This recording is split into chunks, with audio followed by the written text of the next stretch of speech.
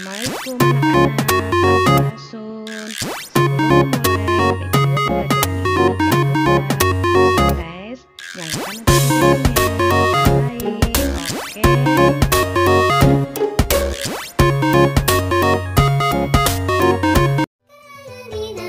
jangan lupa subscribe, nyalakan notifikasinya. Baik, Bismillahirrohmanirrohim. Assalamualaikum barudak kelas 3. Kumaha damang? Alhamdulillah. Barudak dinten ayeuna ibu bade ngadogikeun pembelajaran bahasa Sunda nyaeta tentang kalimat tunggal. Kalimat tunggal nyaeta kalimat anu diwangun ku hiji pola. Polana sami sareng aya tinu pelajaran bahasa Indonesia. Ku ibu urang bahasnya supados hadep sadayana ngartos. Kalimatna nyaeta kedah aya subjek, predikat, objek, sareng keterangan tempat atanapi keterangan waktu. Ku ibu urang bahas hiji-hiji nyaeta palaku utama dina kalimat. Nu kadua predikat nyaeta caritaan. Pamina bahasa Indonesia mah sami sareng kata kerja aktif. Nu katilu objek nyaeta udagan.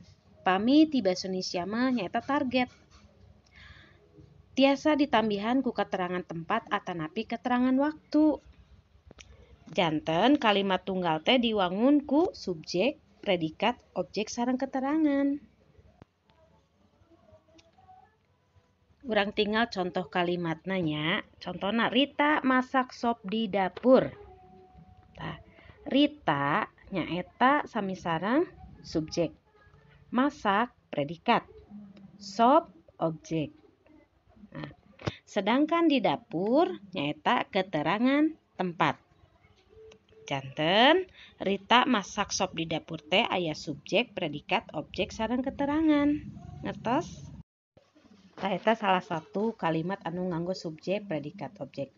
Aya oge kalimat tunggal anu diwangun mung ku SPO atau subjek, predikat, objek wungkul. Teu kedah nganggo keterangan. Yuk urang tinggal contohna. Barudak arulin sapeda. Barudak subjek, arulin predikat, sapeda objek. Janten teu kedah nganggo kalimat atau tambahan keterangan tempat sareng waktosnya.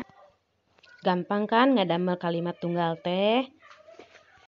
Janten ngawangun kalimat bahasa Sunda teh teu jauh benten sareng ngadamel kalimat aya tinu pelajaran bahasa Indonesia.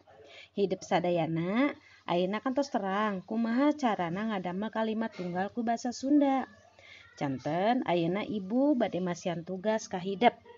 Nyaeta nu pertama ngadamel 3 kalimat tunggal anu ngagunakeun SPOK.